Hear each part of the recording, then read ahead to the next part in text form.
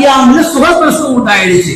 குர்ஆன்ல வருது இல்ல, மறுமையினுடைய பயங்கரத்தை ஒரு கர்ப்பமுற்ற பெண்மணி, நிறைமாத கர்ப்பிணி பெண்மணி அந்த மறுமையினுடைய பயங்கரத்தை பார்த்தா தன்னை அறியாமலே குழந்தை அவள் பெற்று விடுவாள்.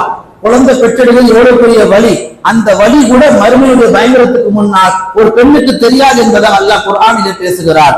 இப்படி வரலாற்றுல ஒவ்வொன்றா நீங்க பார்த்துட்டு வந்தீங்கன்னா எல்லாவற்றையுமே அல்லாஹ் தஆலா மறைத்து வாழ வேண்டும் என்ற அந்த பண்பை முஸ்லிம்களுக்கு சொல்லி தருகிறான்.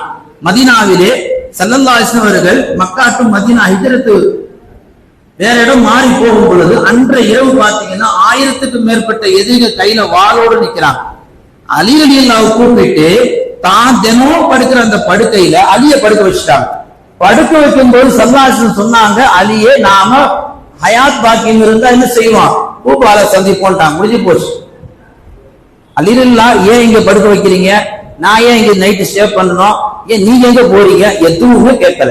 ஸல்லல்லாஹு அலைஹி வஸல்லம் எதுவும் விளக்கமும் சொல்லல, சொன்னாங்க செஞ்சாங்க, முடிஞ்சு போச்சு. அவங்களுக்கு என்னன்னா அலி ரலியல்லாஹு அவர்களுக்கு ஸல்லல்லாஹு அலைஹி வஸல்லம் சொன்னா எப்படி நடக்கும், ஸல்லல்லாஹு அலைஹி வஸல்லம் சொன்னதை கொண்டு கூஃபால நாங்க சந்திச்சோம். இந்த வரலாறு சொல்லக்கூடிய பாடம் சமயங்களில் நபியாகவும் சஹாபியாகவும் அல்லது அனுபவசாலியாகவும் அறிவாளியாகவும் மார்க்க அறிஞராகவும் பெற்றோர்களாகவும் வயது முதிர்ந்தவர்களாகவும் யார் எதை சொன்னாலும் அதை அப்படி கேட்டுக்கிட்டு போறது நமக்கு பலன் இருக்கு. அதே நேரத்தில்